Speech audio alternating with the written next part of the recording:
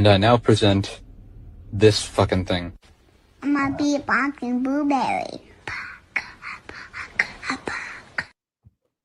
Hi. Am I muted? No, I'm not muted. Okay.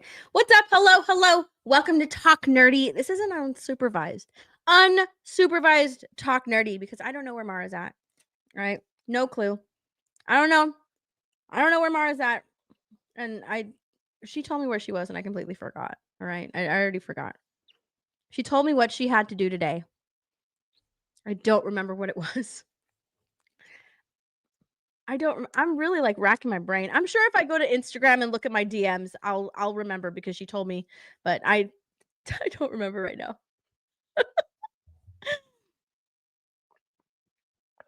Mara's watching lesbian wrestling. I mean, usually, whenever I have to do an unsupervised Talk Nerdy, that's normally what she's doing. She's watching lesbian wrestling. All right. What's up, everybody? Hello.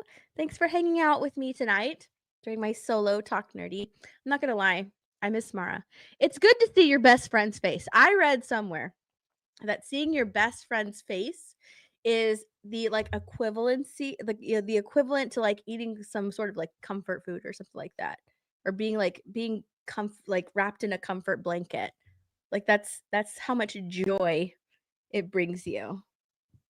So I don't get that joy today. I'm stuck with my own face. I don't like that. Where can I find this lesbian wrestling? I don't know. Ask Mara. She'll probably stream tomorrow. You can ask her. You can ask her what she was watching today. Matthew's here. Hertz Donut Soup. Supreme Leader. What's up, cats? I'm only a car.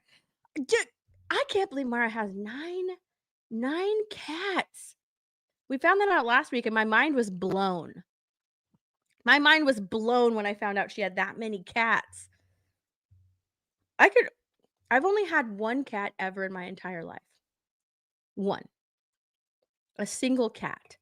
And if my brothers hadn't have brought it home, like I would have never have owned a cat ever. I'm not a cat person. I like dogs. I'm a dog person. I like videos of cats. They're nice to look at, but I don't think I could own one. Let alone 9. I had my one boy cat, and I had him until I went off to college, and then my mom took him over, and then he died. So no, that sounded wrong. That sounds like my mom killed him, but she didn't. He just died. So yeah, I had my one cat, and that was it. I was done. And you know what? I think that like the reason I'm so off of cat is because like my mom never liked pets. She didn't want pets. She didn't like anything like that. So she opened the door for him probably. So like when my brothers brought the cat home, she's like, no, I don't want that cat. And they were like, well, it was a kitten. And she's like, well, we're not going to just leave it out there. We found it. Like it's missing its mom. She's like, it probably look for his mom, look for the cat's mom. The mom's probably looking for the cat. My brothers were like, we're not going to go looking for a stray cat. So I kept it, but she only let me keep it in my room. Like it was never allowed to go anywhere outside my room. When I left though, she was like, oh, come here, kitty. Like she loved the cat after that. But I was like, how come you never let it roam around the house when I was here? So yeah, I only had one cat. And then afterwards, she was just like, let it roam around. It's so cute. I was like, yeah, I know it's cute. But that was my only cat. It blew my mind when I found out Mara had 9 cats. I only ever saw 2. I only ever thought she had 2 cats and 1 dog. That's all that I thought. Yeah, 2 cats and 1 dog. That's all I ever thought she had. 9. 9. 9.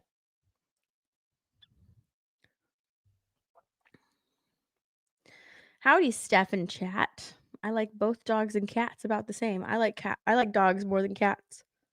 I love dogs more than cats. I have 2 dogs. And I love them both. They recently got groomed. So they look amazing now.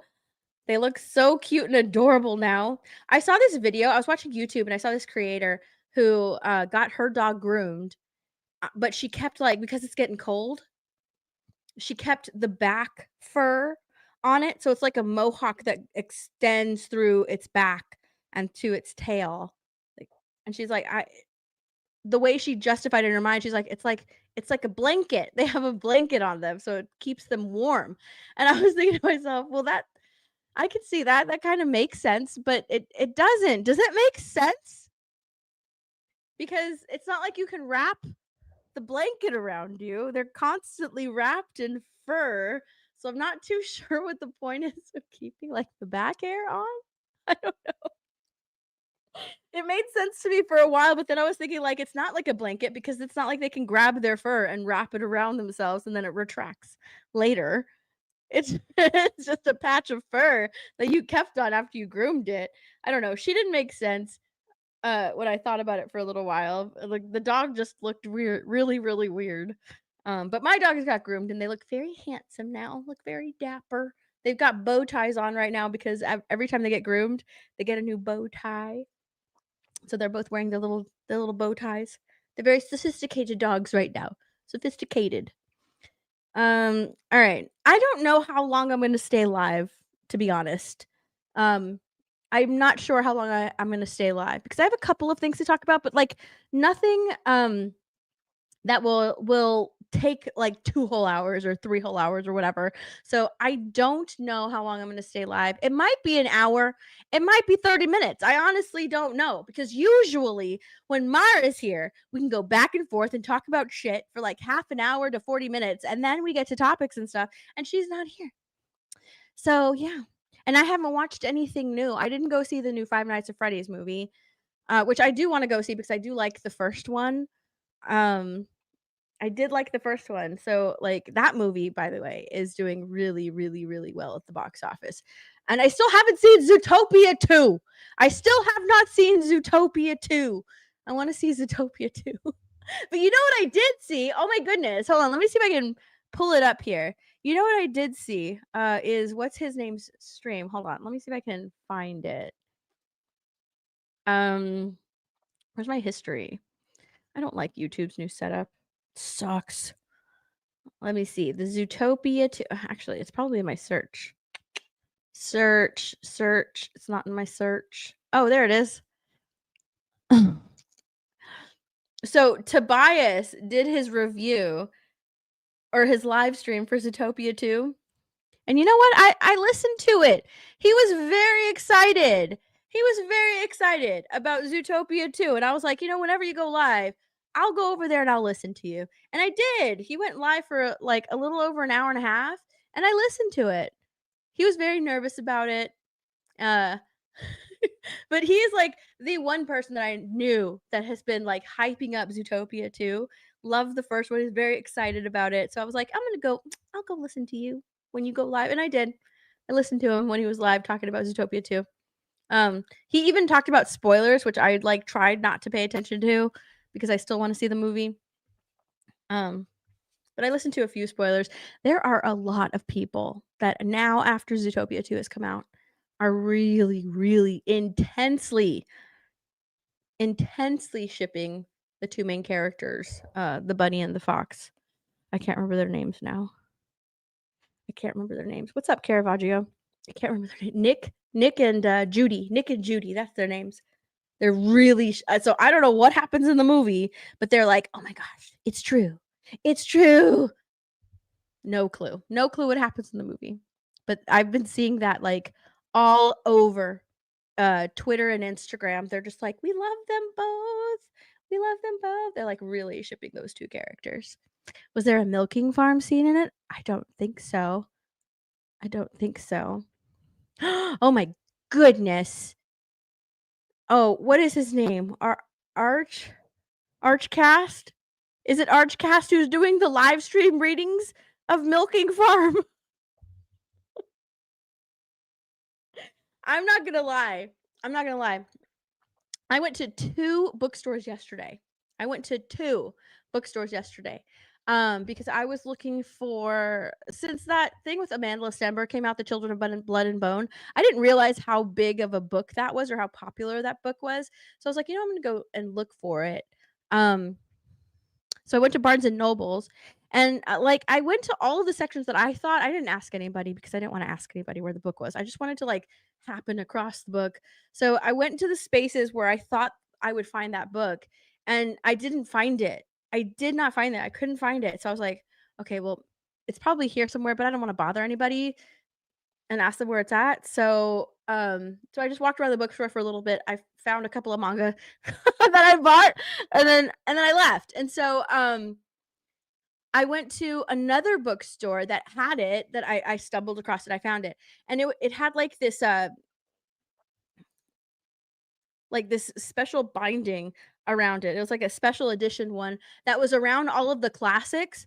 Like, it was in their special, how, like, they have those special books that they put out that's like, Pride and Prejudice, uh The Wizard of Oz, and they have that special binding, so they all, like, look really nice on your bookshelf. Well, The Children of Blood and Bone was one of them, and I was like, "Is it that popular that it's, like, a classic book?" Um, but it was too expensive, so I didn't buy it there. So then I went to a used bookstore, that sounds funny, but it's, what is it called? Half Price Books.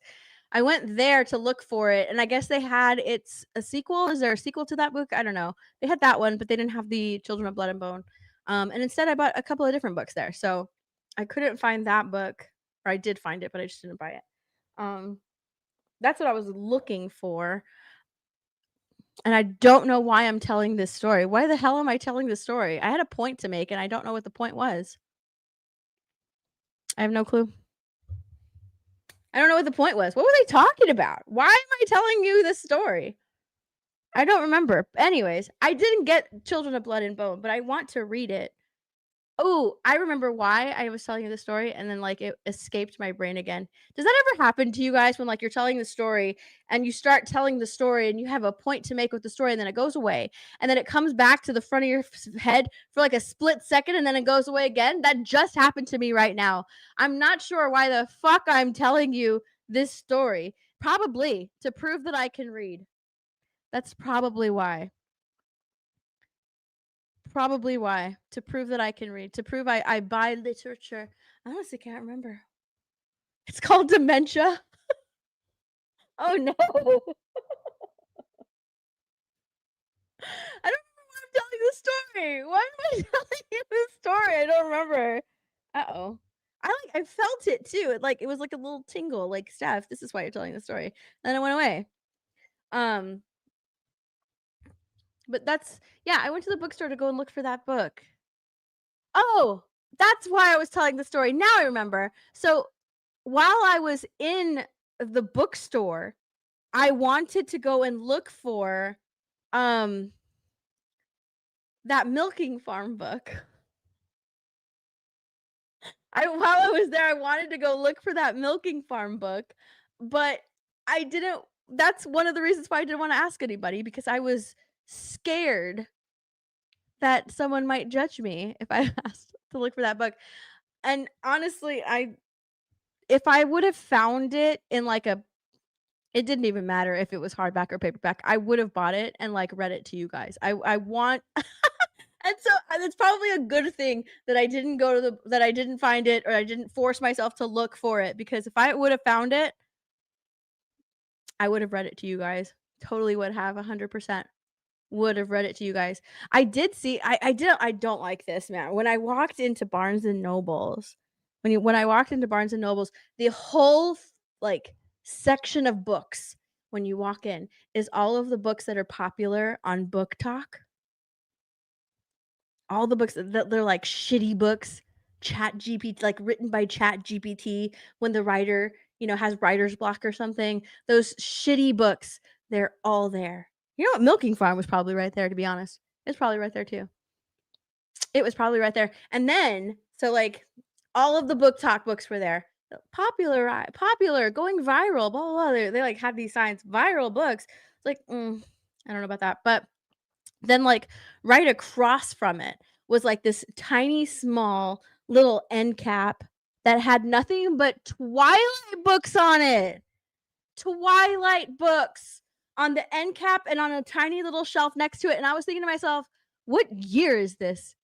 What year are we in that they have Twilight books out?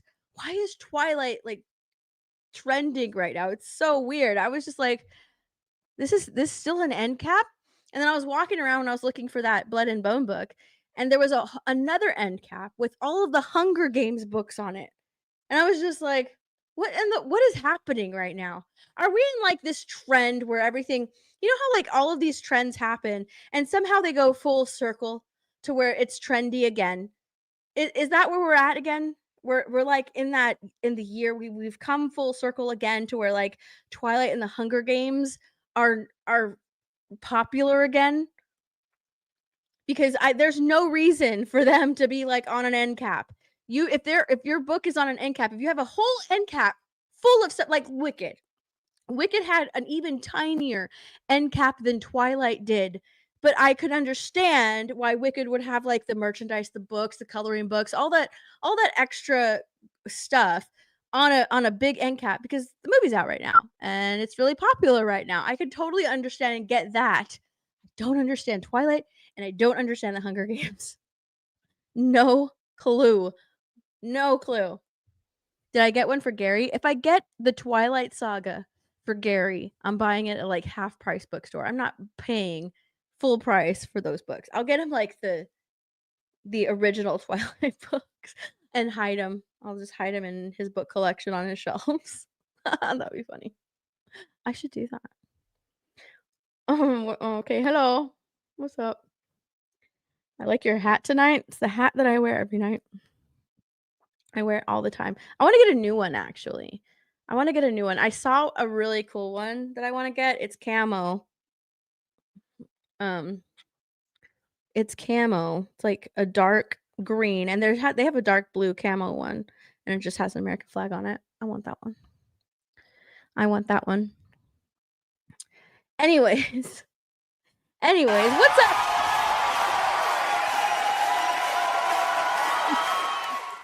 Round? Nah, we won't do that. Or maybe we won't do that this time around. We won't do that this time around. But I will read the couple of super chats that have come. Kara Crystal for $2. Boob tax for the lovely lady. Thank you. Thank you. And then Justin Martins for 10.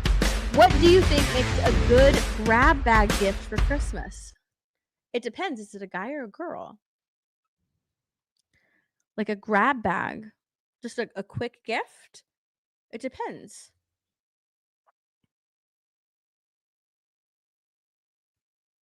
For a girl, like candles. Candles is a safe gift. Candles is a safe gift.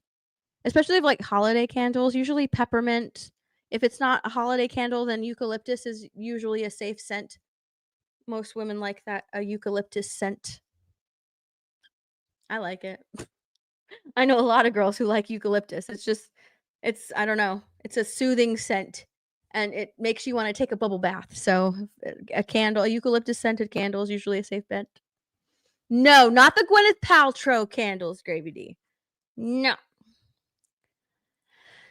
Tell Jeremy you're cheering for OU to beat Bama. He'd never believe me.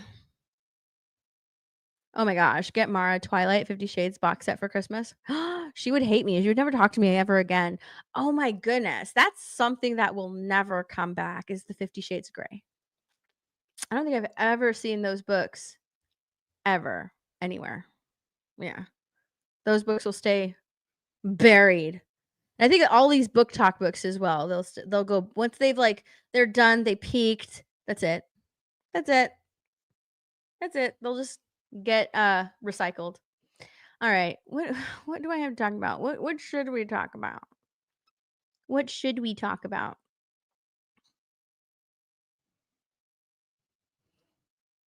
I don't even know. Honestly, no clue. No clue. Let's really quickly. Oh, I know. Let's talk about the Zootopia 2 box office because that shit's crazy. That shit's wild. Hold on. Zootopia 2. I need to go see that movie. That's almost at $1 billion.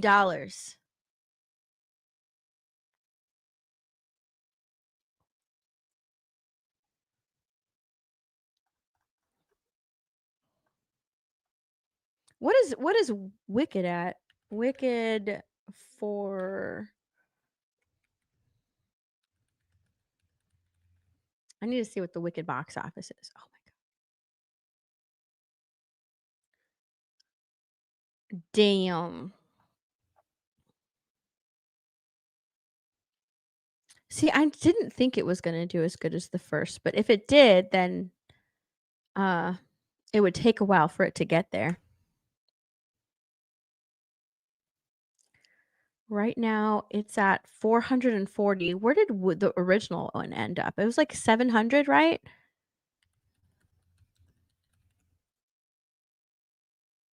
$758. All right. I think it'll get there. It'll take a while. It'll take a while. I'm getting my wife the Milking Farm book for Christmas in a Minotaur costume. Oh my gosh. Oh my goodness. No! Well, y'all do you. Behind closed doors. That's wild. That is wild. Are you really? She's not gonna know. She's not gonna get it. That's crazy. Sparian gifted a membership. Thank you, Sparian. All right, let's see. Oh, I forgot. Thank you guys so much for the gifted memberships. Here, have some Batman.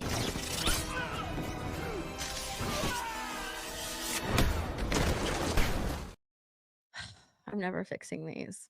Like, it's always going to be cut off. I'm never fixing them. They all look like shit now.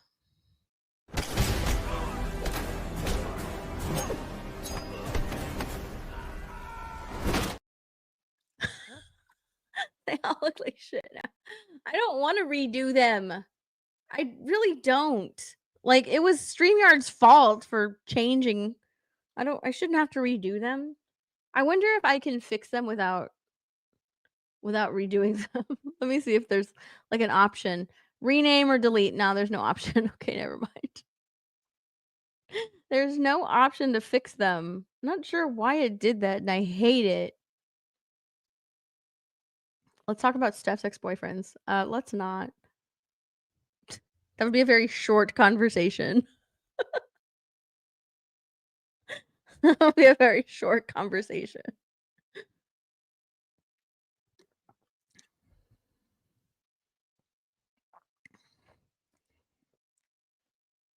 Do. What were we talking about? Oh yeah, Five Nights at Freddy's. All right, let's see.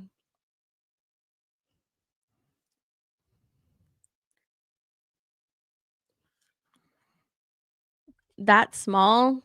It's shots fired. There's no shots fired. It's just I don't have a roster that's that requires a lengthy conversation, I guess. That's why I say it's a short conversation. Boom, boom, boom, boom. Netflix and the death of theaters. Oh. Let's see. Five Nights at Freddy's 2 beat Zootopia 2's second weekend. Zootopia 2 is already at $915 million. It races to 916 global through the second weekend. Five Nights at Freddy 2 fires up at 109 million worldwide. That's crazy. Like these movies, Wicked, Zootopia 2, get out of here. Wicked, Zootopia 2, Five Nights at Freddy's, all really, really, really good for movie theaters. Where should I put myself? Put myself down here. There we go. Yeah.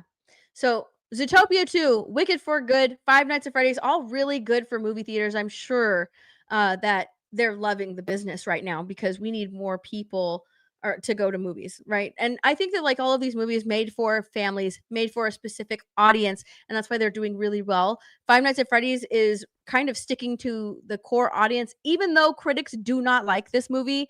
Hold on, let me look at because I saw what is it called? Rotten Tomatoes.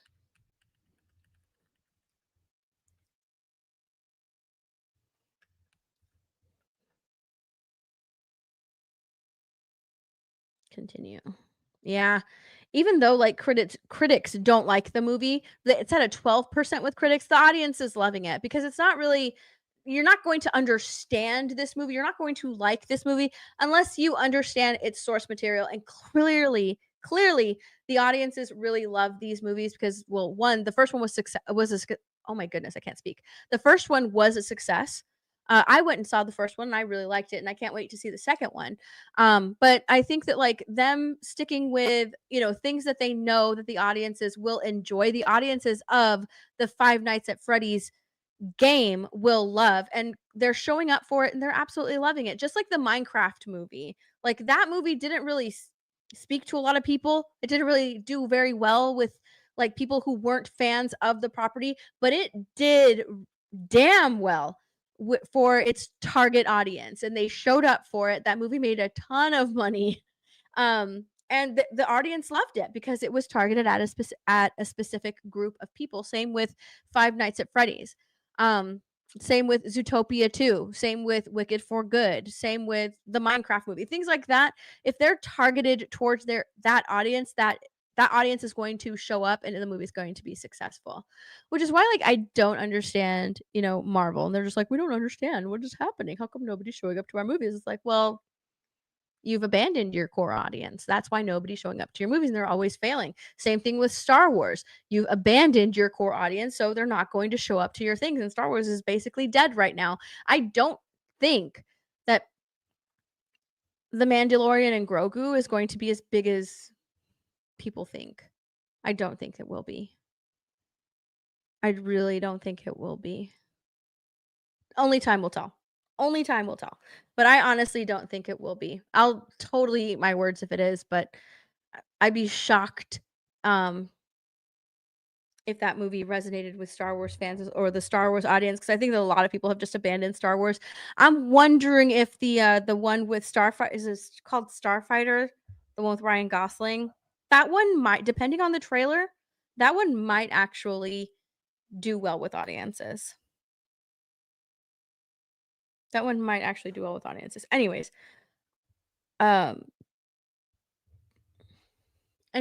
this caught my eye. Let's read this. Wicked for Good box office continue a swift collapse with huge projected drop in weekend 3.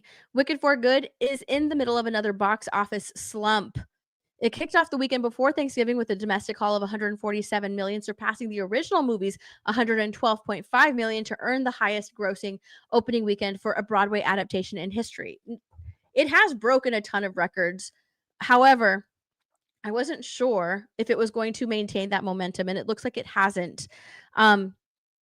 Its 61.7 million 3-day sophomore weekend domestic gross was even lower than Wicked's own 81.2 million sophomore weekend, which also took place over the Thanksgiving holiday. The sequel's 58% drop was nearly unprecedented. A lot of that could have to do with Zootopia 2 coming out. Like that really took a lot of audiences. However, I've always said that like Wicked for Good was never going to be as good as Wicked, especially when it comes to rewatchability. A lot of people went and saw the first Wicked movie over and over and over again because it was just that good. Wicked for Good is the second half of the play, so it's act 2 and the second movie in the Wicked movies. And that just doesn't have the same rewatchability as the first movie. The songs aren't as good. It's a lot darker. And it's not as like upbeat as the first one is. So that movie having that rewatchability like the first one did, I don't think it was there, and I don't think it ever was going to be there. Now Wicked made 758 million at the box office. Wicked currently is at 440 million worldwide. It could match this one. It'll probably get there. It's just going to take a while. And usually musicals take a while. Like what's that movie that came out? Wonka? Like Wonka was pretty steady. It took a while to make a lot of money, but it was still successful in the end.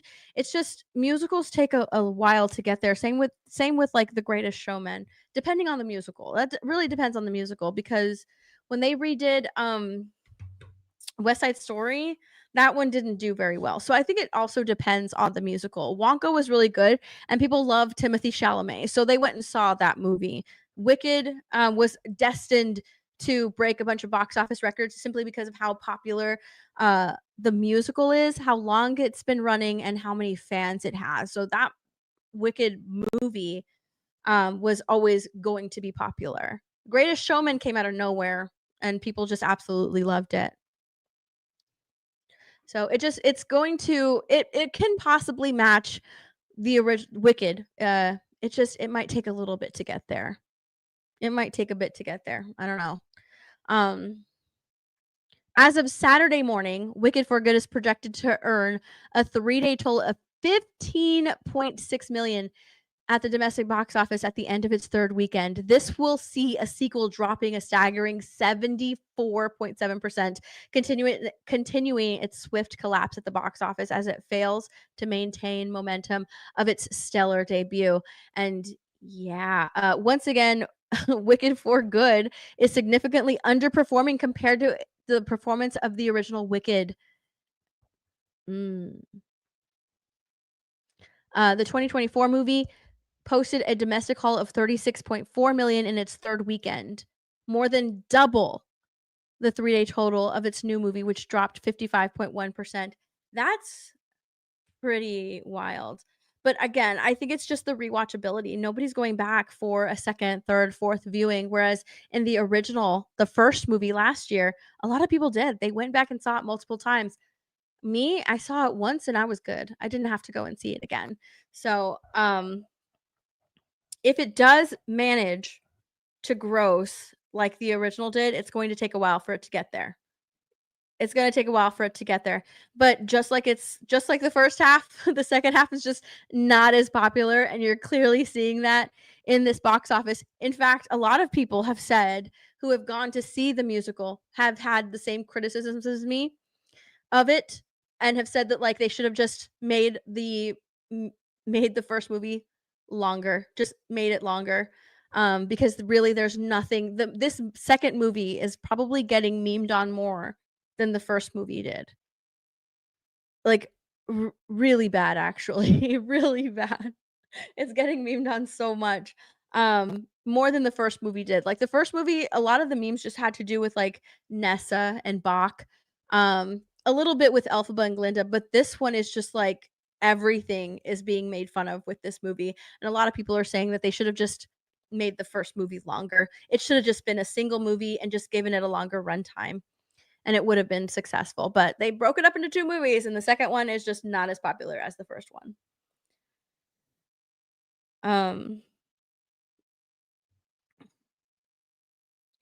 Even though I did enjoy Wicked for Good, I do share that view. It should have been 1 movie. I went and saw Bro Island the musical. It was gay as hell. It usually is. It sounds gay as hell. It doesn't have much longer in the theater? Really? Am I gonna watch the new Hugh Jackman musical? There's a new Hugh Jackman musical? What is it called? Wait, I can probably find it. Let's see. Hugh Jackman.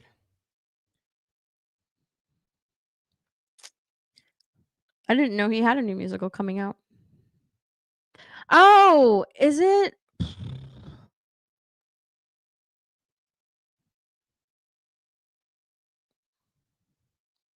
Is it Song Sung Blue? That one? No. No, it's where they do the Neil Diamond tribute act. No, I remember now. I saw the trailer and I didn't really care for it. Yeah, probably won't. I don't go out and see every single musical, even though it has Hugh Jackman in it. Nah. It's gotta be cool. I don't really care for like Neil Diamond. I think I've heard a couple of his songs, but just nah. Probably won't do it. DJ Cobra is gray. The R silent. Thanks to Rachel Zegler. Oh, I don't know. Thanks to Rachel Zegler for the West Side Story musical. I don't think it really had anything to do with her. There's a lot of stuff that was just like, I don't wanna go and see it. West Side Story isn't really a popular musical. It's been around for a very long time, but it's not like, "Oh my gosh, this movie's gonna make $1 billion." I think that, like, musicals have a lot against it, right? It's a very niche genre of movie with a niche audience of moviegoers, and not a lot of people not like the majority of people don't like musicals. So, I'm not sure, like, that movie was going to be, like, an incredible hit, you know? So, if they had, like, a really big budget, I would I'd be like, "Why?" Shouldn't have a huge ass budget for a West Side Story movie? Nah. Um, $2 billion. Is it for Zootopia too? Yeah. I don't know about 2 billion, but I saw somewhere that it could make up to like 1.5 to 1.7 billion when all is said and done. That's wild. That is crazy. And what's even more crazy is that like they waited so long to do Steph cast. Nah, it's talk nerdy. I usually do it with my co-host, but she's not here today. She's not here today.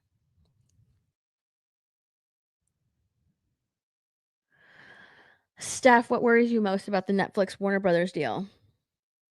Um, Movies are gonna be very cheap looking, very dumbed down scripts. I think creativity will cease because it will just be about like pumping out stuff. That's what worries me the most. Just because like the original Netflix stuff that comes out, some of it is really good. Some of it's good, but the bulk of it isn't. The bulk of it isn't.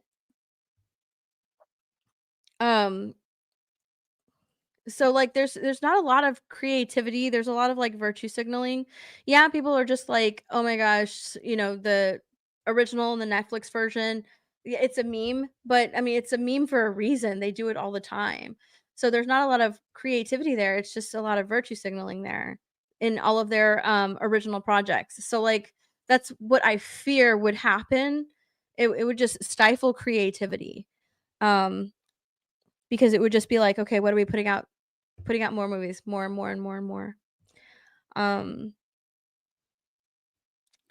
but at the same time, was it like who was it? Who were the original ones that had like the different backers? What were the backers? Um, I don't even remember. I have to look. Was it Saudi money? I don't remember. I think that depending on I think I have hesitations with no matter who buys it. I have hesitations no matter who buys it. It doesn't matter. Because, like, it's like the money behind it, um, it's not like it comes with, like, no strings, you know what I mean? Um, and I think, like, my opinions on it are probably things that aren't probably things that I shouldn't say on YouTube, um,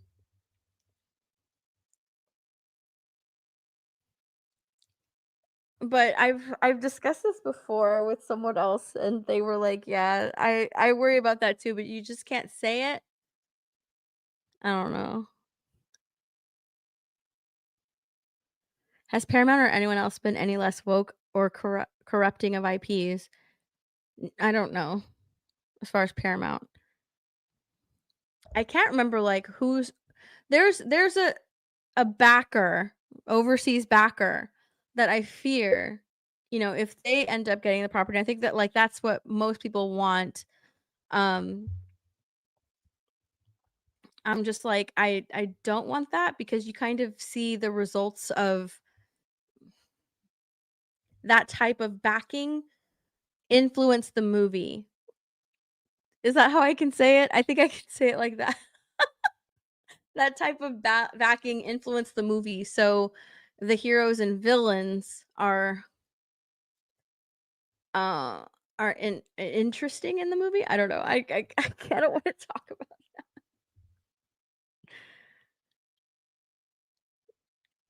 the things we actually need to worry about and things that we're not allowed to talk about, I guess. But I don't like it. I don't like that Netflix is buying it. I think that that's ridiculous. Yeah, I don't like that. A huge corporation buying another corporation in the same way that I don't like that Disney owns a whole bunch of corporations as well. It's the same way I feel about how of Netflix absorbing Warner Brothers.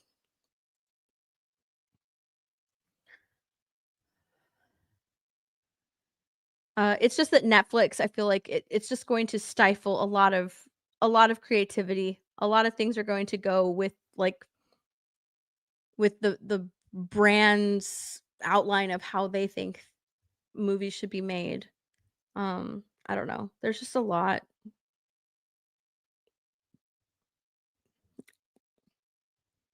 Some people are completely on board. They're like, "Yeah, let's do it. Let's go." Netflix I'm just like, "No.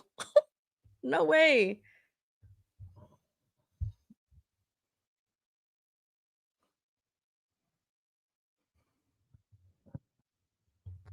Mhm. I feel like Netflix live action movies are really woke, but in animation, they don't care about American politics. Like, what kind of animation?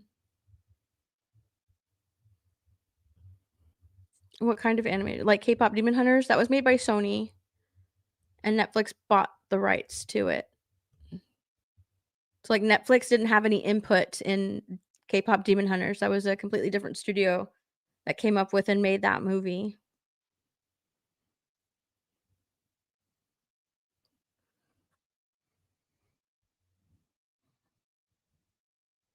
Mhm, mhm. The Trump administration was going to step in? I thought I read that, like, they weren't going to step in or something. I could have read it wrong. Squid Game season 2 is terrible. It was really bad compared to the first one. It just wasn't as good. Nothing it didn't make any sense. The story was the story was dumbed down. I feel like the story was dumbed down. There's way too many open-ended questions. It didn't really make sense to me. And right now Netflix makes a lot of shows, a lot of movies, original stuff that's made for second screen viewing, meaning they know that you're going to be doing something and you're just putting on Netflix to be have on in the background. So the scripts are very dumbed down, very basic. You have a lot of exposition, a lot of stuff that's being uh just described by another character so the audience member knows what's happening since they're not really watching it. They're either on their phone doom scrolling, or doing something else around the house. So it's made a lot of the Netflix original stuff is made for second screen viewing. And that's just something that is a reality. Like there's been articles written about like yes, they are absolutely dumbing down scripts and making them incredibly basic because they know that the audience is doing something else that's made for second screen viewing. A lot of the original stuff that's being put on not even just Netflix, but like a bunch of streaming service, a lot of their original stuff is made for second screen viewing.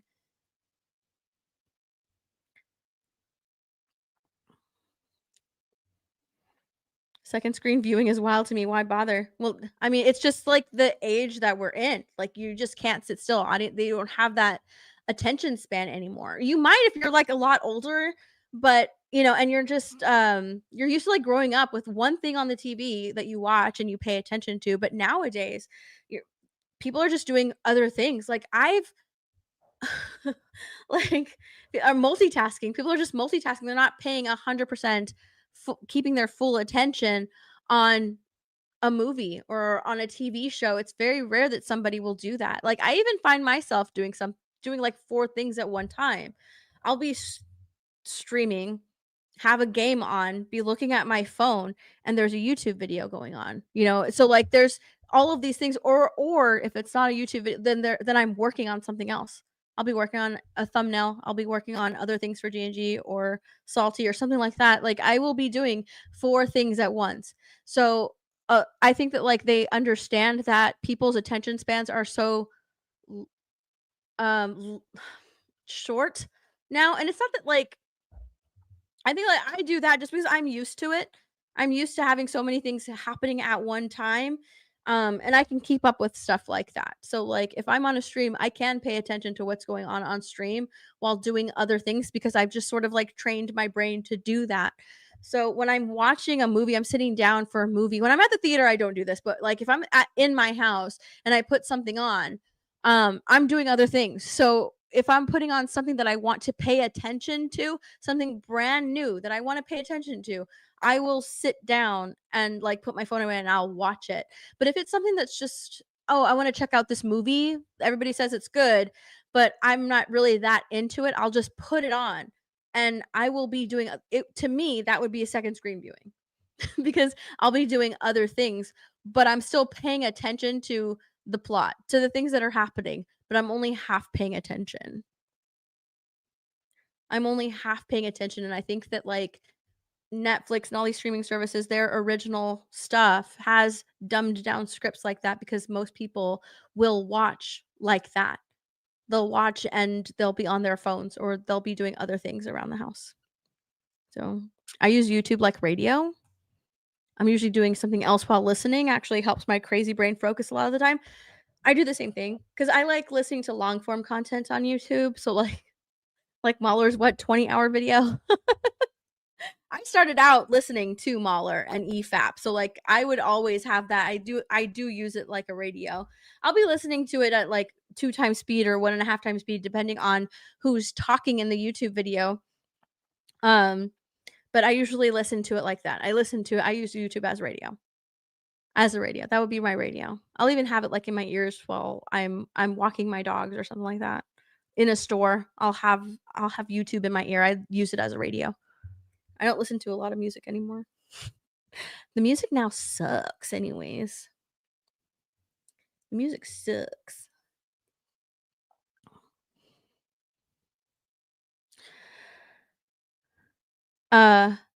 Was the thing you didn't mention earlier have to do with the back to yes.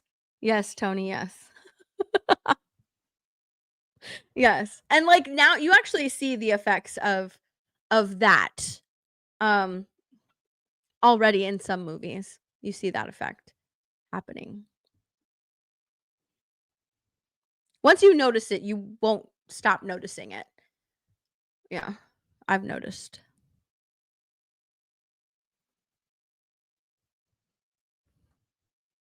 So, I've noticed. Once you notice, you don't stop noticing. Thank you, Steven. All right. Let's see. I want to hold on. I had this. Okay. I'm going to put this away. And I'm going to put this away. All right.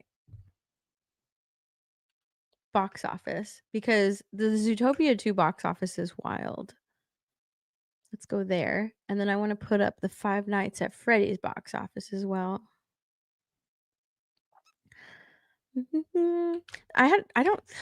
Normally I have all of these tabs already pulled up. Didn't happen today. Should have happened today. Didn't happen today.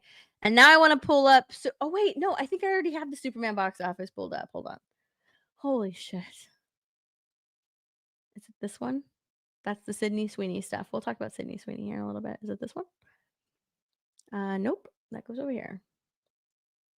I have like 20 windows open.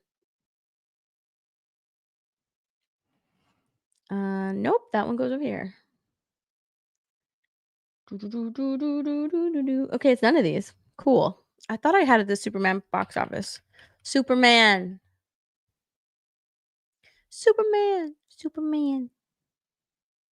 Dude, did you guys see David Cornsweet and what's his name from Wicked? Their interview? Fantastic Four.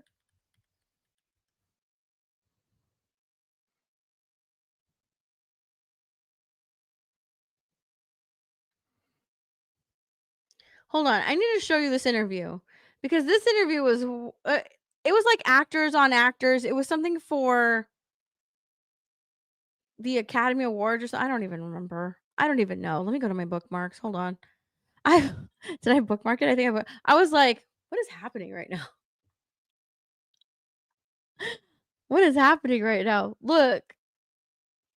Jonathan Bailey, that's his name. So Jonathan Bailey and Actors on Actors Variety. Okay. Jonathan Bailey and David Corenswet sat down and they had like this interview where they talked to each other and stuff. And look how they ended it. I was like, wait, what? What did he say? Should we kiss or something? Just make out. Should we kiss or something? Why did he say that? Should we kiss or something? Just make out. What a pleasure. Oh, real pleasure. Look, hold on. They're like, oh, real pleasure. Look at their middle parts. I didn't notice this until someone in the comments said it. I had no idea. And then someone in the comments was like, did David Corenswet just pull him closer or did Jonathan Bailey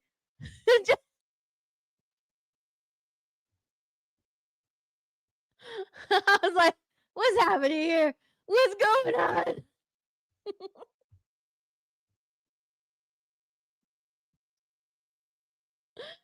even notice someone in the comments said it. I was like, no way he didn't do that. And I went and watched it again and I was like, he sure did. They pulled each other either tighter or Jonathan Bailey was like, boop.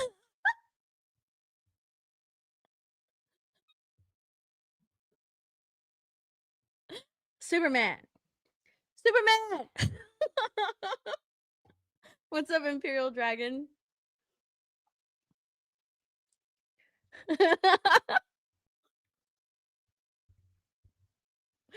Oh my god, I don't even remember who said it.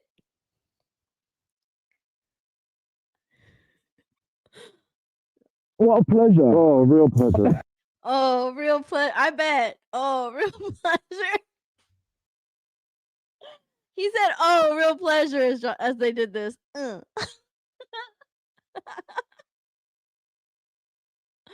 Dude, this needs to be a GIF. Like, just going back and forth.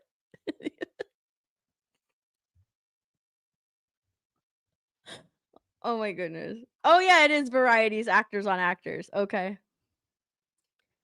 And then like here's the thing. I need to go and watch the whole thing, okay? I need to go and watch the entire Actors on Actors thing because I feel like David Corenswet is taking like little jabs at Jonathan Bailey, just like very subtly. Either that or he's wording things incorrectly. You know? Because like Jonathan Bailey is gay, right? And he's just like, and at the end he's like, should we kiss or something? It's like, why? Because I'm gay. Like, why would you say that? Should we kiss? Like, why would you say that? And then here he's like, I'll be your friend. Do you have time? Yeah, I do actually. And then David Corenswet's like, I don't have time for you. Let me ask you this. Sexiest man alive. Jonathan Bailey, And sexiest it was man so alive. lovely to chat. Where do you It go was from here? Wait. Sexiest man alive 2026. How do you do it? How dare you? The wage I don't know what this whole outfit is, okay, that Jonathan Bailey is wearing. I can't figure out his shoes for the life of me. All right. I cannot figure out his shoes. I don't know what kind of shoes he's wearing. I don't know if they're like slippers and he's wearing socks. I can't figure them out. But when he goes to give him a hug, he looks tiny. Does he look like he is bending over at a 90-degree angle to give this man a hug? They hugged each other so much during this interview. I'll show you another one, but I was just like, what the fuck? He bent over. Look it up. Why does he look so tiny? How do you do it? How dare you? That is that's software, not hardware. Okay. Back tomorrow for part 2? Yeah. Oh. Maybe we'll just sit down in another 10. Should we just check up on each other every 10 years? That's a good That idea. would be a real That's- privilege. at some point there's no alternative. You can't I know. actually be friends with all the lovely people there are in the industry and in the world. You just have some people. I'll be your friend. Well, great. Do you have time for me? I feel like you've got. Yeah, I do actually. Oh, really? Yeah, yeah. Well, I haven't got time for you. I've got a 2-year-old at home. No, Blimey, but yeah. I'll That's so awkward after he's like, oh.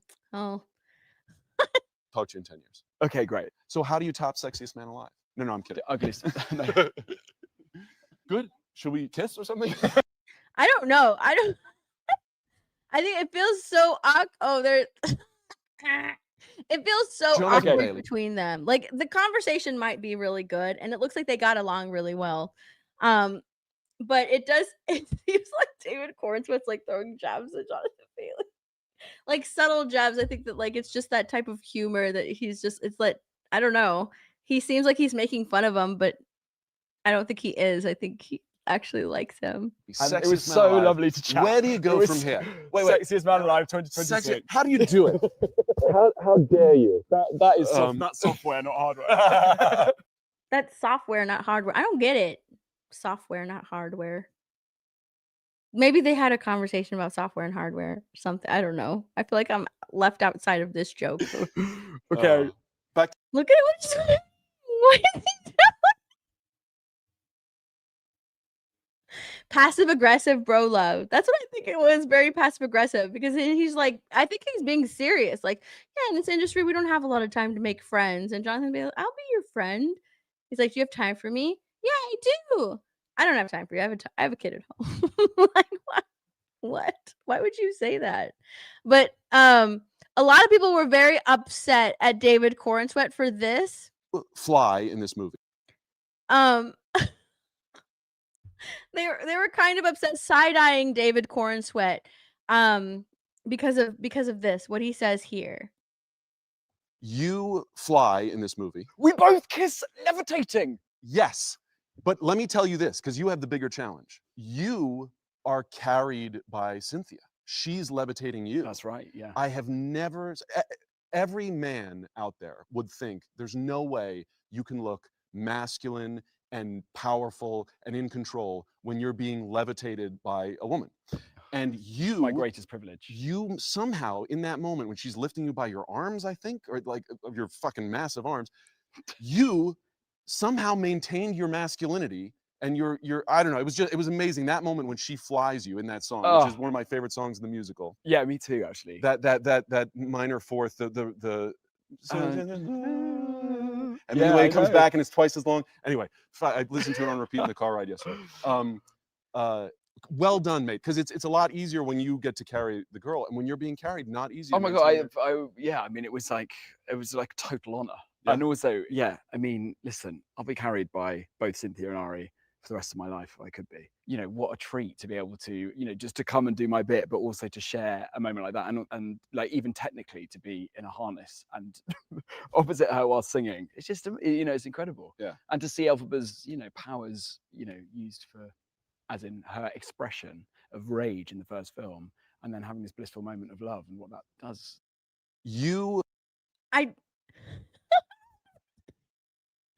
David's blue eyes are actually piercing. They are.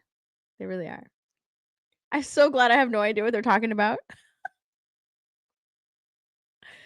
A lot of people are upset at how he worded this. They were saying like he could have worded that differently because I think he's trying to get the point across of how it can be masculine to have the woman levitate you, have the woman have all of the power, and you can still maintain your masculinity. That is another way of being masculine. That's like, and you know, he's just like, oh, it was such a privilege. I think that's what he was trying to get across, but I don't think that the people in the comments are taking it that way. They're saying that like he has the easy job because Superman is already a very masculine character, even though the Superman movie didn't really show him as a masculine Superman. He's very whiny, very feminized Superman. But he was like, I have it easy because I'm already the masculine character and I'm lifting up the girl. It's a challenge, more of a challenge for you to be, you know, to maintain your masculinity while being carried by a woman. But he's saying that that's even better. That's almost even better. How are you doing that? And a lot of people are, and I think that's what he's trying to get across. But some people are just like, no, you could have worded it differently. It sounds terrible the way you worded it. So we were upset at David Cornswet for wording it like that when I think that he was actually trying to speak in that woke Hollywood speak, but it didn't come across that way. What's up, Boss Hog?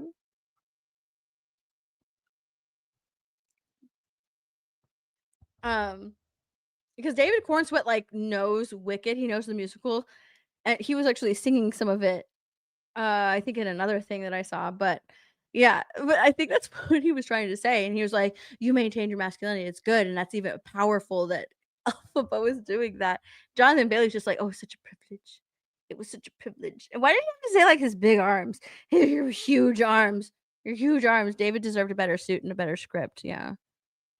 He's not fluent in woke, but he's trying. That's what it sounds like. It sounds like he's trying. He's trying to say like it's such a privilege to be lifted up by a woman and still not let it hurt your masculinity or something like not let it be a blow to your masculinity by doing that. That's what it sounds like he's trying to say, but it's not coming across that way. It actually came across as you're able to be a man even though this woman is carrying you, but like she's the more powerful one of the two. And good for you. Good for you for still being a man while you're being lifted up by a woman. So funny. Hold up, wait. There's this other part where they are singing. Let me find the part where they're singing. Cause look at David Cornswet here. Heck yeah. Jay Rice. Heck yeah. He's trying. He's really trying. He's really trying. Where's the part where they're singing together? Why is it pictured like this? Look at Jonathan Bailey's. I'm still trying to figure out his shoes. Oh, they are slip-ons. They're slip-ons.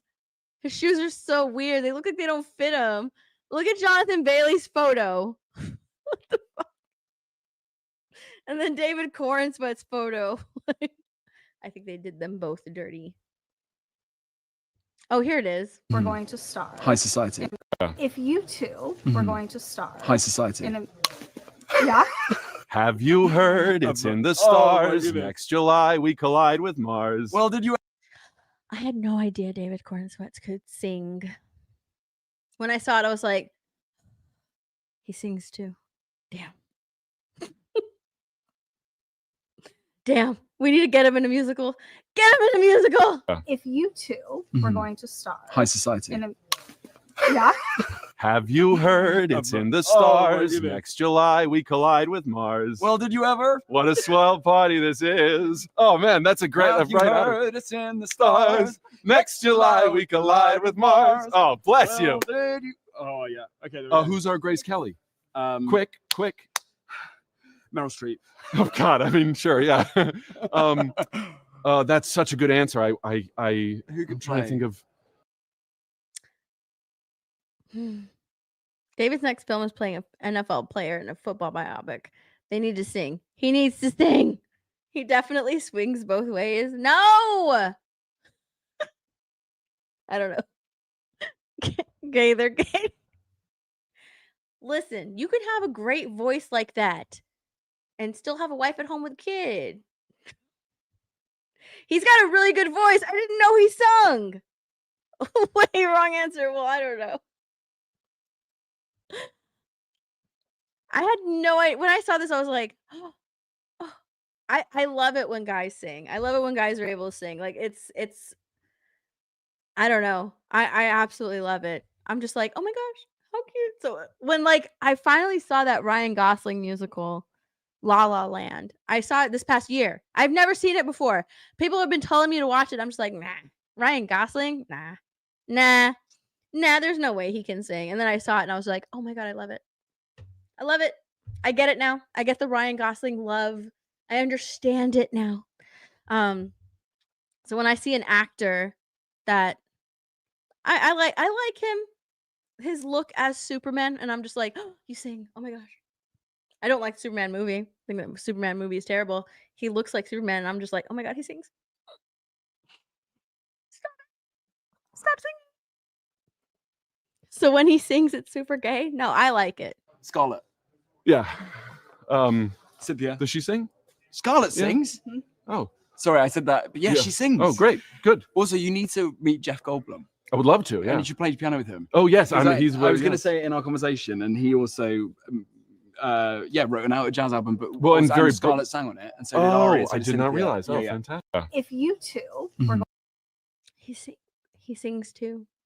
Daniel for $5.99. Corn Sweat. Superman is my favorite strong, independent woman. Also, I'm gonna DM you something funny about Gunn. You should play it on stream. Okay, I'll look for it. He's a very strong, independent woman. Yes, they both are.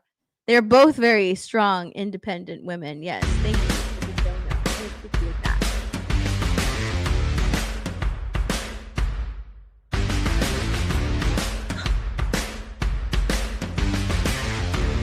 Listen. When I saw this, I was like, are you kidding? Is this the state of the MCU? That the actors are like begging their crowds. If you guys like the movie, just help us make another one. Sebastian Stan wants to make a sequel to the Thunderbolts. And that's what he said at Tokyo Comic-Con. At a Comic-Con. I don't know if it was Tokyo Comic-Con. If you guys liked the movie, just help us make another one. Well, usually with the MCU, they already have those things like ready, right? With their phases 1, 2, and 3, they knew which movies that they were going to make.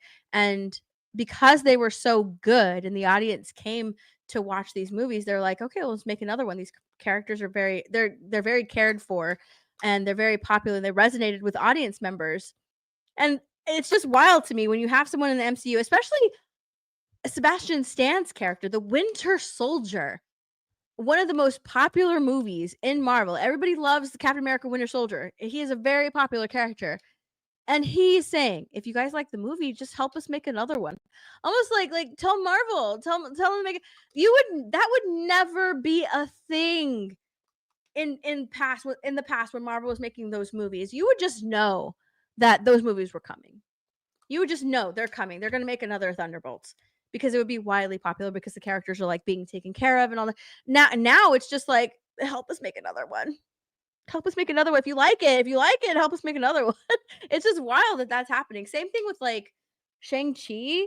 There's no Shang-Chi 2 because not a lot of people showed up to that movie. Wait, actually, I think that movie did relatively well. But there don't have any plans for Shang-Chi 2 because that character isn't popular with the Marvel, moviegoers. What else? What's another one? The Eternals. Are they ever going to make an Eternals too? No. Is it ever going to get referenced again? Who the fuck knows? Who knows? She-Hulk. Sorry, Disparu. It's not going to happen. Right? She's not coming back. Tatiana Maslany has left the chat. Okay? She's not coming back. No matter how much you want a She-Hulk 2. A season 2 of She-Hulk. She's not coming back. Agatha all along. I am shocked. I will be shocked if they do another season of Agatha all along. Honestly, I will be shocked if they do another season of Agatha all along. The Marvels. Oh, that's the whole thing about like bring back the MCU. Bitch, y'all didn't show up when it was the MCU. So there's no bring back the MCU. I want the MCU. No, you guys didn't show up. Now it's like this huge course correction because nobody showed up when the MCU was the MCU. So now they have to do a huge course correction because they're like, well, shit, what the fuck do we do? Like, remember when this article came out? Can I share it over here? Let me see. This was the article that I've been talking about, and I've been referencing like whenever I talk about this topic. It's this article. Crisis at Marvel. Jonathan Major backup plans because Jonathan Major like had that whole scandal. The Marvels reshoots, reviving original Avengers and more. Issues revealed. Like this was at the height because there's She-Hulk. Fucking She-Hulk's there. There's Black Captain America, Captain Marvel. The Marvels reshoots. They knew that this shit was happening. That they knew that this wasn't sustainable. They have this whole where was it? Marvel creatives, including studio head chief Kevin Feige, assembled in Palm Springs for the studio's annual retreat. They have an annual retreat every year. Most years, the vibe would have been confident, cocky, given the the premier superhero brand owned since 2009, has remade the entire entertainment business in its image. But this occasion was angst-ridden. This was back in, when was this written? 2023. This was written in 2023. This occasion was angst-ridden. Everyone at Marvel was reeling from a series of disappointments on screen, legal scandal involving its biggest star, which is why they took away the Kang shit. Most press. Oh yeah.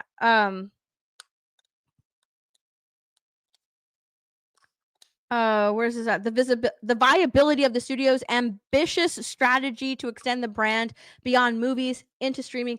Like, this whole thing has been really bad for Marvel, and this was at the height, dude. You just sent the gun thing. You just sent. Okay, I'll look at it. This was at the height of like the MCU. Nobody was going and supporting any of this shit. And they knew it. This looks like a YouTube thumbnail. the downvote arrow, the red arrow, the red down arrow. I love this image though, right? I love this image because the Marvel was literally like held up by men, and you have like the biggest one of the Hulk holding up the MCU going up and up and up. And it all started with Captain Marvel. And then it was all downhill from there. Like, it all started with Captain Marvel. And then it was all downhill from there. Like, but it was always being, and look at fucking Iron Man holding it up. He's holding it up. He's trying to hold it up. And they're bringing back Robert Downey Jr. This image is such a good image to put out right now. Because they're literally, the whole thing was being held up by Robert Downey Jr. And now they're relying on him coming back as Doom in order to save the MCU. Like, the whole bring it back. Bring back the MCU. No, I don't want it back. I don't. That shit. I'm barely even excited for like the new Avengers movie that's going to come out. I have like very little excitement for it. I'm interested in it. That's it. But the only reason I'm interested in it is honestly because of the X-Men characters. I'm just like, oh, look at that. But then I think, oh, they're going to kill them off. And it doesn't really matter. They're going to kill them off. So do I really want to see Professor X like killed again for the third time? The third time? Is it the third time they're going to kill him? Do I really want to see him die again? Otra vez? Nah. No, thank you. I already saw that. In Doctor Strange, The Multiverse of Madness. I don't think I need to see it again. I think that like the X-Men, are the X-Men going to be brought in through what's her face? The other Marvel girl. The Black Girl Magic. What is her name? I don't remember her name. What is her name? What's her name? They're going to be brought in. Monica Rambeau. I always forget her name. Dude, I always forget like these new characters' names. Ironheart. I don't think she's even going to be in the movie. But she ended up on the side with Beast, with the X-Men. She's there with Kelsey Grammer's Beast. So is she's going to let them in? Is she going to let them in? Is Ms. Marvel going to be in the movie? Probably not. I don't know. But none of these characters are interesting. And you'd never catch any of like, in the height of Marvel, any of the actors be like, oh, is there going to be, I don't know. If you guys like the movie, help us make another one. They would just know, yeah, it's coming. Don't worry. Yeah, it's coming. It's all leading somewhere. It's all leading to this. They would just know it's coming. Yes. Because especially since you knew that it was all leading somewhere. This, I don't know. What's the chronological story? What is it? I don't know what it is. What's the story that like that they're telling? No clue. Absolutely no clue. I don't know what it is. That's why I'm like, I guess I'm interested, but I'm more interested in seeing like how they bring back Robert Downey Jr. as Dr. Doom and how they bring in the X-Men. That's like literally the only interest that I have in this, because my interest with Marvel is to see what came next. Like, what's the next story? It was all at the beginning, it was all leading to Thanos and that huge fight. Now I'm just kind of like, well, what is it leading to? Like, I've caught up with some of the shows. I've watched some of the shows, and I still don't know what's going on in Marvel. I still have no clue.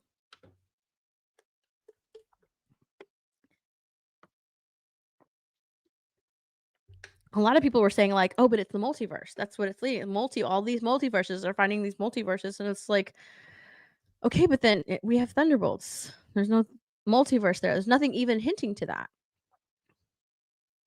except for like at the very end when the Fantastic Four come. Like that's it.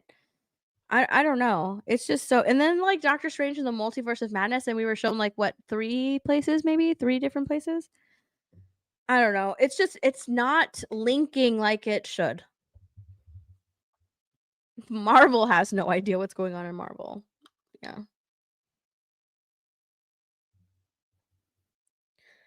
Endgame killed whatever interest I had in this. That movie was torture to get through. I love Infinity War. Love Infinity War. Endgame is, and I've said this multiple times, like many, many, many times. Endgame is like my comfort movie.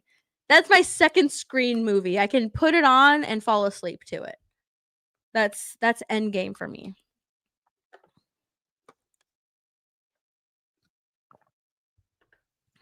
That's what Endgame is like for me. Like the battle at the end is pretty cool, but I don't know. And also I don't like what they did with Thor. I think Thor was the first casualty when Marvel launched into its MCU phase. Thor was its first casualty. Because in Thor, not Love and Thunder, Ragnarok, I know a lot of people really love Ragnarok. But Thor Ragnarok was like the first time that you really saw them taking a dump on Thor's character, because they just dumbed him down. He's just stupid. He's stupid in that movie. And then you had Infinity War, and wait, was it Infinity War that came after Ragnarok, or was it Endgame?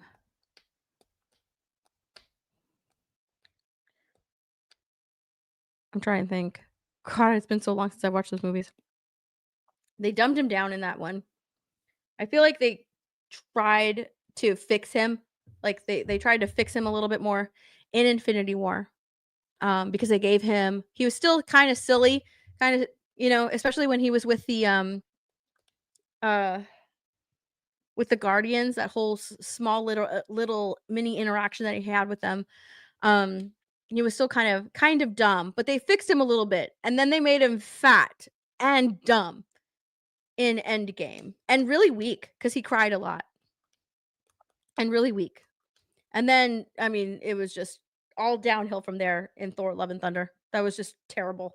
But he was the first casualty because he's the strongest Avenger. They made him stupid first, and then they made him fat and stupid, and then they embarrassed him in his own solo movie in Love and Thunder. I mean, what a tragedy for that character. That's such a great character with so much potential. And they just started turning everybody like into Tony Stark and doing like the Marvel quips, and just everything's just funny and nothing's taken seriously. And Thor is a character where, things should be taken seriously. Like I think that's the type of character that you have to take seriously. But no, they had to dumb him down, make him stupid. Yeah, didn't like it. I didn't like it. I actually like The Dark World. I liked that movie more than most people. I liked it. It's different. It's because it fits in with Thor, the character. It's very different, and I like it. I'll take a Thor Dark World over anything else today.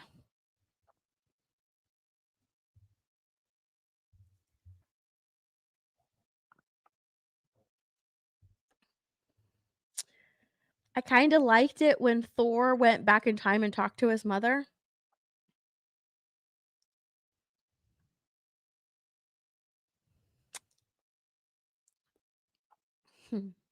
I didn't. I think it was kind of weak. I think it was kind of weak. Like Loki is weak, and and Loki like loves his mother, but he's a villain. Well, he's like an anti-hero, but still he was a villain, and so he has that weakness to him. I don't think that Thor, like, yeah, okay, fine. He got sort of like that closure, but I don't know. I didn't really like it. I didn't like it. He's there to do a job. He's an Avenger, and he needed to go and speak with his mommy. I understand because like she dies today. I understand, but it's like this another time. Like the only chance he gets to see his mom. But there are things that are at stake, and you're being very selfish when you're doing that. I don't know. That's just my opinion. That's just how I see it. So, what else are we gonna? Oh, hold on. Let me pull up Sydney Sweeney. Where's the Sydney Sweeney stuff? Is it right here?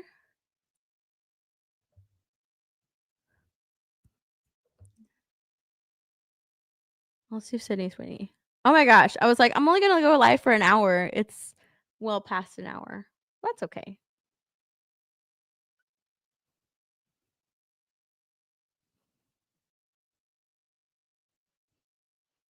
Let me go to my bookmarks really quickly.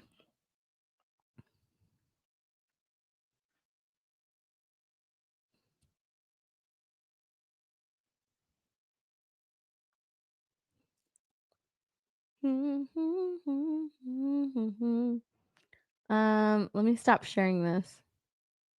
We'll talk a little bit about Sydney Sweeney's.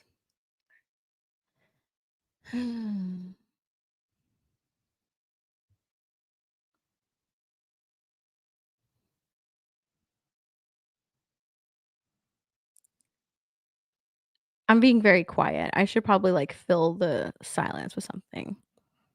I don't know. You're worried about an hour. Mahler made a video the last 17 hours. I know. Watch it in 2 times speed. That is the recommended way. Recommended way to watch it.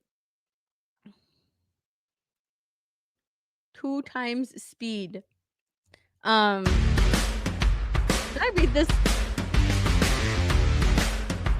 20 years ago, we'd have more Star Wars Marvel shows than we can watch, and I wouldn't care about any of them. I would not believe you. Yeah, that's so true.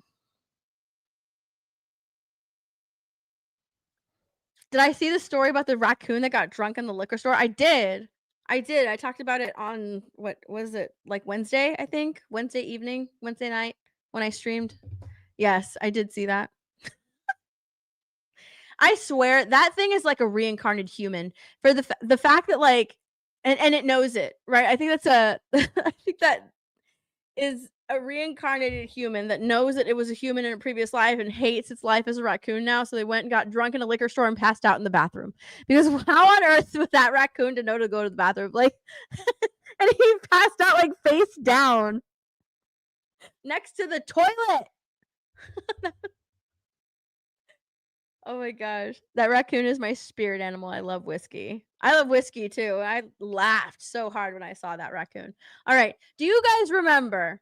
This was early last month, a month ago, in November, when the journalist tried to trap Sydney Sweeney into saying something about the American Eagle Good Genes campaign. The criticism of the content, which was basically that maybe specifically in this political climate, like white people shouldn't joke about genetic superiority. Like that was kind of like the criticism, broadly speaking. And since you are talking about this, I just wanted to give you an opportunity to talk about that specifically. I think that when I have an issue that I want to speak about, people will hear.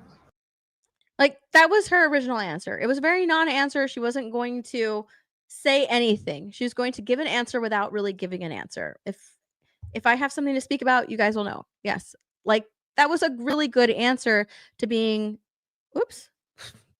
to that question. Why did I do that? What happened? I think that was a really good answer to that question, to that setup of a question. Well, now Sydney Sweeney finally breaks her silence on the American Eagle Genes ad controversy, and it is a very different answer this time around. She was speaking to People magazine about the reaction to the ad, and in the interview, she says that motives and labels the motives and labels that the people gave her and the ad aren't true, affirming that she's against hate and divisiveness. She says she chose to speak out because her silence has only widened the divide, not closed it. Sydney wants the new year to bring more focus on what connects us instead of what divides us. A lot of people are speculating that this has to do with her movie that bombed at the box office, the one where she played a boxer. But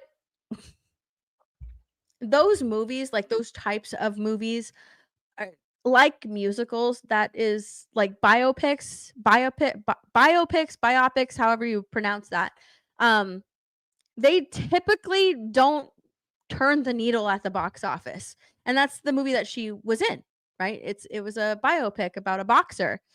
And it didn't do very well. And a lot of people were laughing, saying, like, oh ha, Sydney Sweeney, even when pandering to Nazis, quote unquote, to Nazis or to the far right audience, they didn't support her or show up. And people are saying that that's why now she's sort of like changed her stance on the issue. Her full quote was, I was honestly surprised by the reaction. I did it because I love jeans and I love the brand. I don't support the views of some people. Some people chose to connect to the campaign. Those views being like the way I read into that is people who called her a Nazi and said that that's, she's promoting white supremacy, saying like she's white with blonde hair, good genes, she's promoting white genes and white supremacy. Many have assigned motives and labels to me that just aren't true. Anyone who knows me knows that I'm always trying to bring people together. I'm against hate and divisiveness. In the past, my stance has been to never respond to negative or positive press. I think that stance is a good one. Don't react to negative press or positive press. Like that's a good stance to have. Just don't react to it. Leave it alone. Even if they push you, don't give them a reaction. So like that first video that we played where she answered the question by basically not really answering the question, that was a good way to go about it. And then she goes on to say, but recently I've come to realize that my silence regarding this issue has only widened the divide, not closed it. So I hope this new year brings more focus on what connects us instead of what divides us. I think she was hoping to, with this quote, with this answer, to sort of put all of this to rest. Stop getting hate thrown at her all the time. So people stop calling her a Nazi and shit like that. And it's not working. It'll never work. It will never work. They'll never stop hating you no matter what you say. And this proves it. Like, these are some of the reactions to that quote. Girl, whatever. If they hate you, they're going to hate you. The movie flopped, so now she's backtracking. Her team's trying to backtrack after they realize the audience she catered to doesn't support her projects. Too late. You're already the face of MAGA. It took her dumbass 4 months to talk about this, and she fucked it up again. MAGA white supremacist gimmick didn't work. Now she's backtracking to the left. Karma is hilarious. All of these people that you're like, oh, well, maybe if I say these things, maybe if I try to calm down, tone down the rhetoric or whatever, maybe they'll stop hating on. They're not going to stop hating on you. They already hate you. And there's no stopping that. It's best to not pay attention. Best to not give an answer like you used to, where you said like, I'm always trying to, oh, no, that's not it. I never respond to negative or positive press. You should have just maintained that, because they're not going to accept you. They're not going to like you. They're not going to give you the time of day. If they hate you, they hate you. That's it.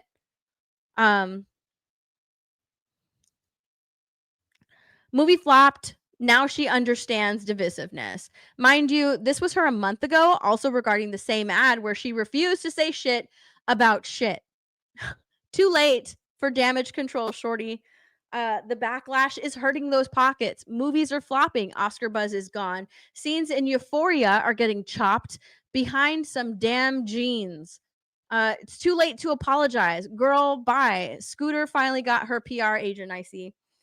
Why didn't she speak up about this previously, then, instead of doubling down? She's a Trump supporter. Yes, she does. Where was this weeks ago? Oh my God, I forgot about this. I forgot about this picture. I'll show you the picture in a little bit. But they don't like Sydney Sweeney. They're never going to like Sydney Sweeney, no matter what she says. If she gives a non-answer like this, she's gonna get hate. If she gives a good answer like that, or sorry, not a good answer, but if she tries to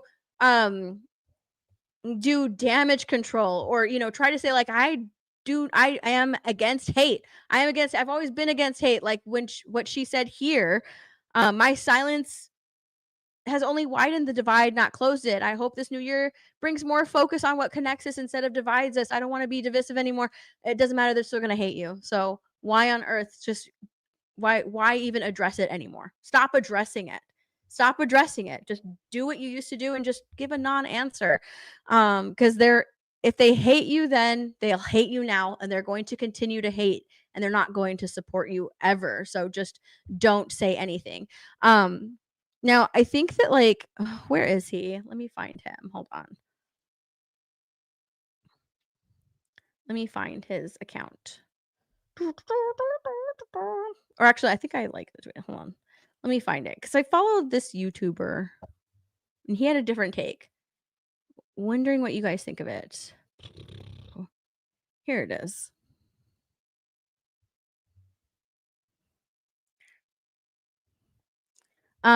So, oh wait. Can I put myself like that? I'll do like that. Okay.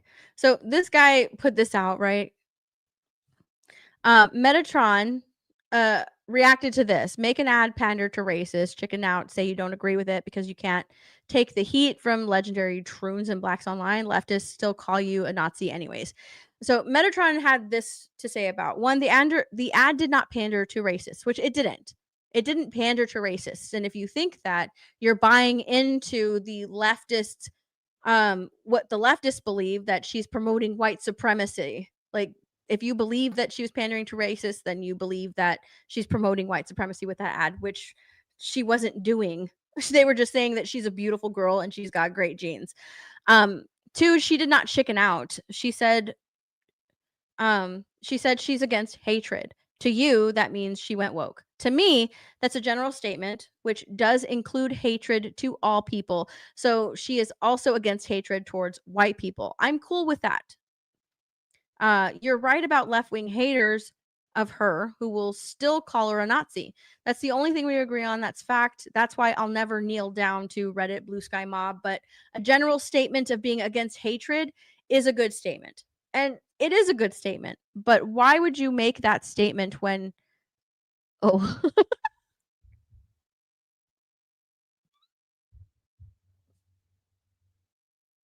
I'm sorry. Do you guys remember what Quentin Tarantino said about Paul Dano like a week ago? And then I saw this picture come up on my timeline, and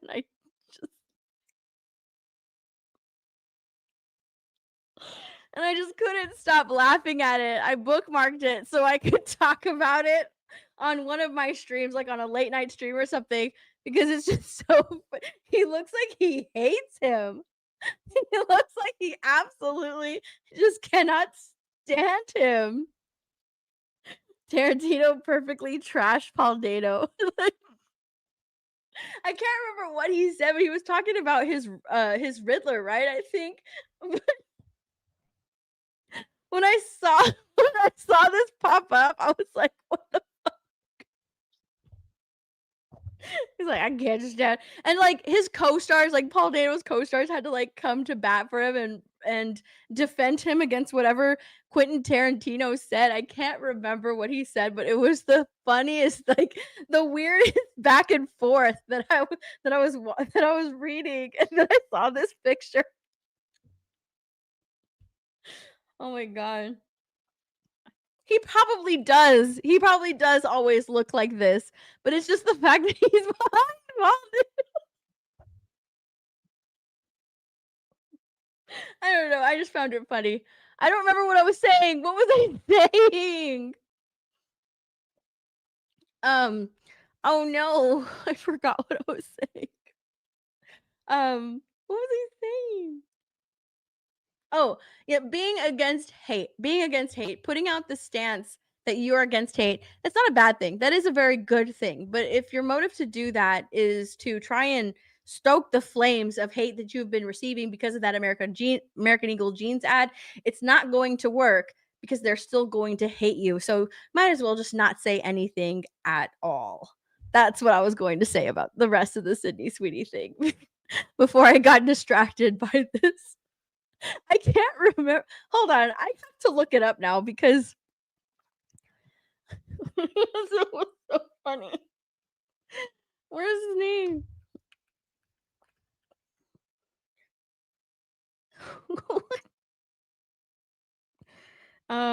Paul Dano.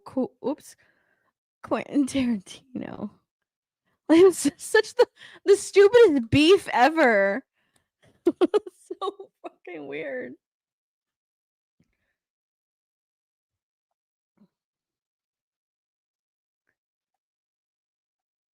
With this, like, Ben Stiller and more come to Paul Dano's defense after Quentin Tarantino calls him the weakest male actor. So fucking stupid. Paul Dano is receiving support. Oh, hold on. Let me make it bigger. Is receiving support from Hollywood stars after Quentin Tarantino called him the weakest male actor in the Screen Actors Guild. Paul Dano is an incredible actor and an incredible person, says Matt Reeves. Paul Dano is fucking brilliant. I don't know, man. I think Paul Dano is an incredible actor. Simu Liu, Ben Stiller, they all came to bat for him. Alec Baldwin, I just want to say I love Paul Dano, and if you don't love Paul Dano, shh.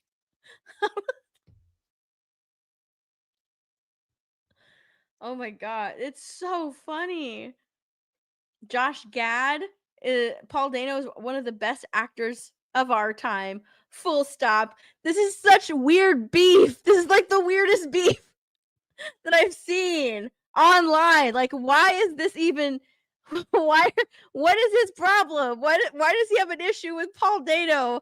And then when I saw this picture, I just about like just fell out of my chair laughing because this was like the funniest thing that I saw. I don't know why these two people have beef. Why does this actor have beef with this director? No clue. What is his issue with Paul Dano? He thinks he's a weak actor. I just think it's so funny. All these stars had to come to bat for Paul Dano, and then you have this picture. I think it's funny. I thought it was funny. I find the weirdest things funny. So stupid. It's so dumb. It's so dumb. But it makes me smile and it makes me laugh, so I'll take it.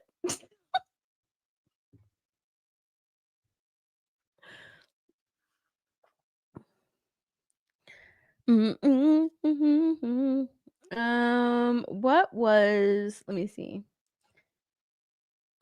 Oh my gosh. I have a bunch of message requests. What is this?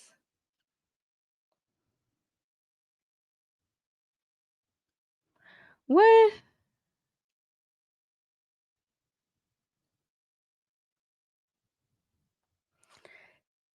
Is this a GIF? Is this real? James Gunn typing monkey bot GIF. Is this real? Oops.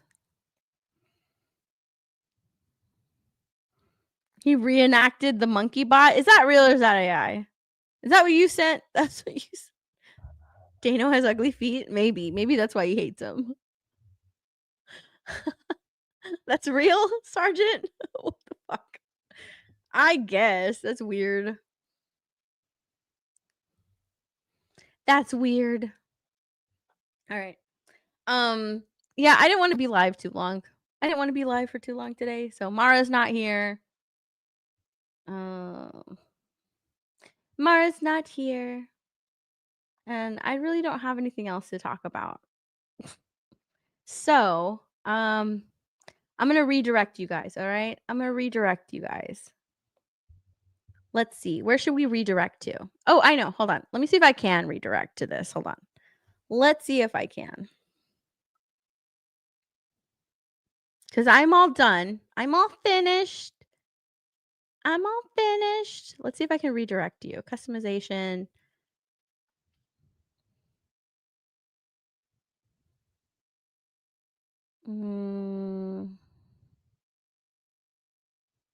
Huh.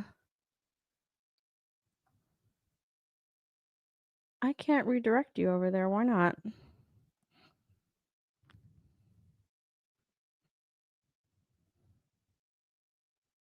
Hold on. I'm going to look it up.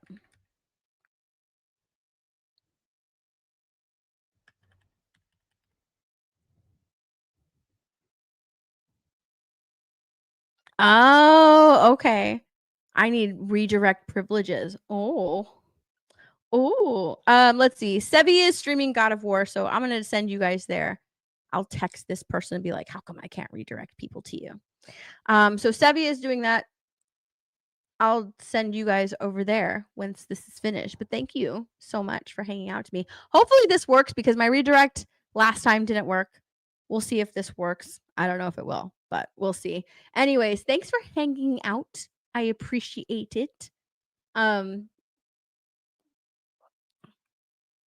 appreciate you guys hanging out with me on this unsupervised version of Talk Nerdy. Again, I don't know where Mara's at, but Mara is probably going to stream tomorrow night. I think she does stream Monday evening, so go and hang out with her in her chat. I'm not too sure what she does on Monday. I think it's a reading stream. Pretty sure it's a reading stream tomorrow. I think. All right. I'll see you guys later. Thanks for hanging out. Bye, everybody. Bye. Go to Sevi's stream. All right. Make sure you guys redirect. Redirect to Sevi's stream. Bye, guys. Yes. Yes.